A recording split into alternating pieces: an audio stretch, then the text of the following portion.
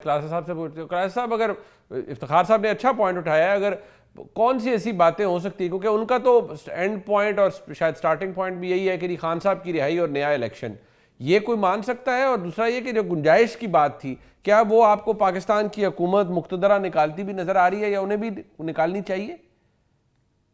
यार आपने बड़ा अहम सवाल किया है कि जनाब कि इनको हम मशवरे नहीं देते। मतलब वो क्या कहते, क्या पिद्दी और क्या पिद्दी का शोरबा। मतलब हम इस पोजीशन में हैं कि हमारी क्या औकात है, और हमारी ये जो लोग हैं जो पावर के लिए, ताकत के लिए दीवाने हैं, इक्तदार के लिए भूखे हैं, एक दूसरे के सर काटते हैं, एक दूसरे को जेलों में आप और मैं डालते हैं। कोई मंसूर या कोई इफ्तिखार साहब ने ये फैसले सुना है, या हमने केसेस बनाए, हमने इनको जेलों में भेजा है, या इन्होंने जितनी पॉलिटिक्स की कोई आप और मुझसे पूछ के की है, कोई हमारे मशवरे शामिल थे?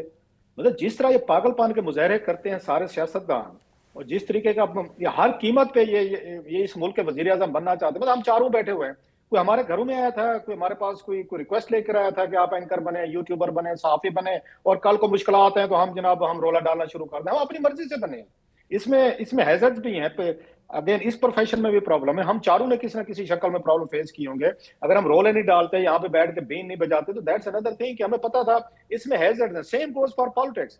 खान साहब को नहीं पता था लियाकत अली खान साहब कत्ल हुए, जुल्फकार अली भुट्टो साहब ये फांसी लगे, बेनजीर भुट्टो कत्ल हुई, नवाज शरीफ 14 साल जेल में रहे, शहबाज शरीफ रहे, गिलानी साहब रहे, उसके बाद जरदारी साहब रहे, आपके शायद ये खकान अब्बासी साहब को तो खान साहब ने जेल में डाला था। उसमें उन्होंने कहा था अमेरिका में कि वो शायद खकान अब्बासी बड़ी बातें करता था, मुझे जेल में डालो, मैंने डाल दिया। और भाई आपके आने से पहले सारे काम हो रहे थे और आपने उनमें हिस्सा भी डाला। ये पैकेज आपके पास मौजूद था, ये कंट्रैक्ट था जिसपे हम चारों साइन करते हैं। जब हम अपने अपने चैनल पे जाते हैं, हम चारों बैठे हुए जॉब करते हैं, तो हमारे सामने कंट्रैक्ट रखा जाता है, हम पूरी शरायत पढ़ के साइन करते हैं सर।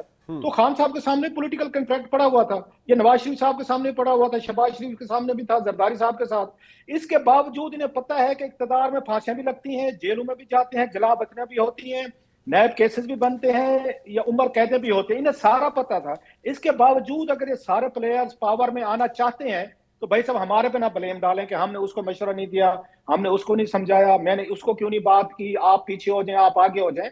आप माशाल्लाह अगर आप लोग समझदार होते, आपस में बैठ के एसओपीज खुद तय कर लेते। आप तीनों चारों जब स्टेक होल्डर्स हैं खुद तय नहीं कर सकते, हम चारों से चाहते हैं, हम चारों जो बैठे हुए हैं हम इनको तय करके दें, और ये हमारी बात मान लेंगे, फौज भी मान लेगी, ये इमरान खान साहब भी मान लेंगे, जरदारी साहब भी मानेंगे, शहबाज शरीफ भी मानेंगे। यार कितनी इनको हमसे ये उम्मीदें हैं कि हमारी बातें सुनी जाती है, हमारे मशवरे माने जाते हो। भाई साहब आप यही काम करें। ये इक्तदार का खेल है, पावर का खेल है, इसमें तो भाई भाई को कत्ल कर देते हैं, बाप को जेल में कर देते हैं, इसमें तो सर देना भी पड़ता है, लेना भी पड़ता है। आप तो उस खेल में, डेडली खेल में शामिल हैं। हम क्या और हमारी औकात क्या कि हम फौज को मशवरा दें, खान को दें, फलाने को दें?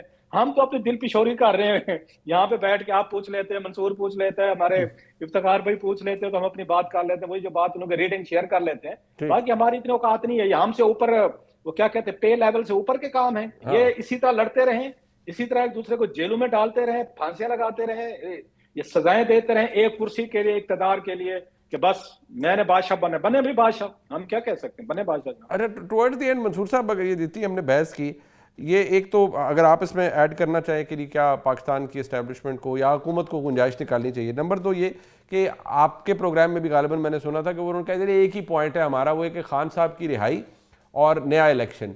तो क्या ये आपको कोई नज़र आ रहा है, कंसिडरिंग के वज़ीर आज़म ने जो 2 दिन पहले कहा कि भाई हम ब्लैकमेल भी नहीं होंगे, गैर कानूनी मुतालबा भी नहीं मानेंगे? देखिए, ये गैर कानूनी है मुतालबा या नहीं है, ये तो एक सेपरेट डिबेट है। जी हाँ। लेकिन हकीकत ये है कि दोनों की पोजीशंस इस वक्त बहुत दूर हैं आपस में। और वो उनमें मुझे फिलहाल कोई कॉमन ग्राउंड जो है वो नजर नहीं आता। और फ्रैंकली स्पीकिंग हो सकता है आप हमारे दो सीनियर्स मौजूद हैं, मतलब क्लासरा साहब और इफ्तिखार साहब, वो जी। ज्यादा बेहतर मेरे ख्याल में मुझसे असेसमेंट कर सकते हैं। लेकिन मुझे कोई ज्यादा उम्मीदें नहीं है इन टॉक्स से, क्योंकि इमरान खान साहब इस वक्त जो चीजें डिमांड कर रहे हैं, या उनकी जमात कम से कम जो डिमांड कर रही है, मुझे नहीं लगता कि हुकूमत उनको को प्रोवाइड करना चाहेगी। मतलब एक जगह पे एस्टैब्लिशमेंट जो है वो इस किस्म की गुफ्तगू कर रही है, या सिग्नल्स इस किस्म के आ रहे हैं कि जनाब कोई भी सेटअप होगा, कोई भी बात होगी, वो माइनस इमरान खान के जरिए होगी। इसके अलावा हम किसी चीज पे एक्सेप्टेबल नहीं होंगे। इमरान खान साहब को माइनस करने के हवाले से इमरान खान साहब को आप मना लेंगे, या हाँ जी ठीक है भाईजान आप मुझे माइनस कर दें, मेरी जमात जिंदा रहे? I don't think so. Imran Khan साहब जो है कभी यहाँ तक जाना चाहेंगे। और फ्रैंकली स्पीकिंग सिर्फ वो नहीं, उनका कारकुन भी इस चीज को एक्सेप्ट नहीं करेगा, चाहे वो अलीमा खान हो, चाहे वो फवाद चौधरी हो, शाह महमूद कुरैशी हो, यू नेम इट। मेरे ख्याल में किसी का कद काट जो है वो इतना है ही नहीं कि वो इमरान खान साहब के अलावा किसी और को जो है एक्सेप्ट कर ले। इवन अगर इमरान खान साहब खुद भी शायद कहें, वो तब भी एक्सेप्ट नहीं करेंगे। यही एक फर्क है शरीफ खानदान, भुट्टो खानदान और इमरान खान साहब के दरमियान, कि वहां पे फिर भी ऑप्शन ए के बाद बी है। क्योंकि अगर नवाज शरीफ साहब ने शहबाज शरीफ साहब की कमर पे हाथ रख दिया कि हाँ जी ठीक है ये मेरा ही बंदा है, तो नून लीगी जो है वो फिर भी वोट देने के लिए तैयार हो जाएंगे, या even for that matter Maryam Nawaz, या इवन फॉर दैट मैटर जिस तरह जरदारी साहब और बिलावल भुट्टो साहब की जोड़ी बनती है। लेकिन यहाँ पे मेरा ख्याल में इमरान खान साहब के पास ऐसी कोई ऑप्शन नहीं, अनलेस और अंटिल उनके दोनों साहबजादे यहाँ पे आ जाएं और उनके हवाले से जो है वो इमरान खान साहब ये कहें, जो कि ऑब्वियसली इस वक्त एक इम्पॉसिबल सिचुएशन लगती है कि ऐसा कभी होगा कि वो आए और आके जो है वो पाकिस्तान तहरीक इंसाफ को लीड करें।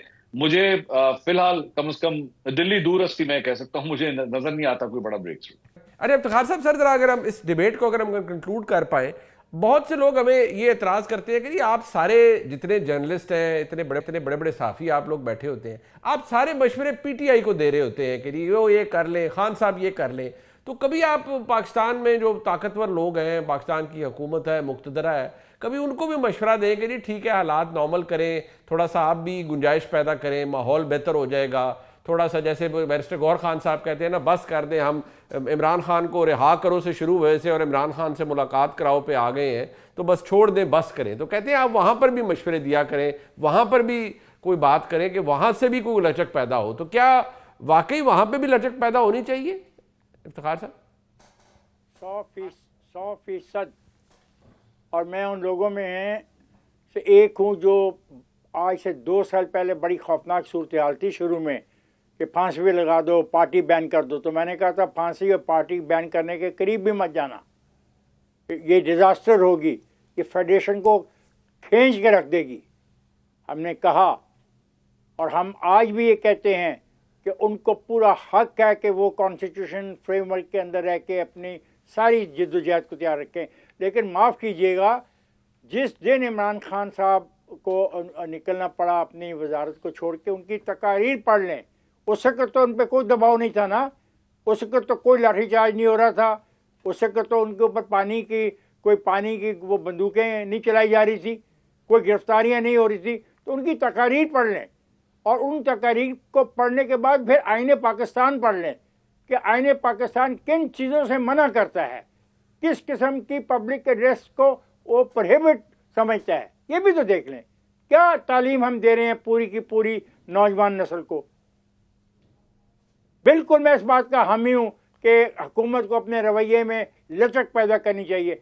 ये जेल मैनुअल पड़ा हुआ है, जो जेल मैनुअल इमरान खान के लिए, वो जेल मैनुअल बाकियों के लिए होना चाहिए या नहीं होना चाहिए? हाँ, इमरान खान जो है वो एक क्लास का कैदी है, उसको वो तमाम सहूलतें मौजूद हैं।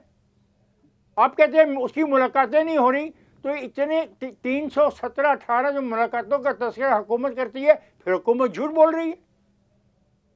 देखिए बात ये, मामला तय होगा कॉन्स्टिट्यूशनली, पॉलिटिकली, और ये 2 आदमी जो शामिल किए गए हैं इन्होंने अपने साथ, वो अपने बताए तो सही वो चाहते क्या हैं।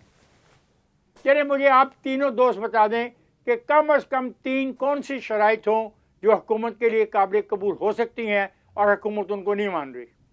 अब ये चले मैं पूछ लेता हूँ, मैं तो इसमें क्या हिस्सा डालूँ। मैं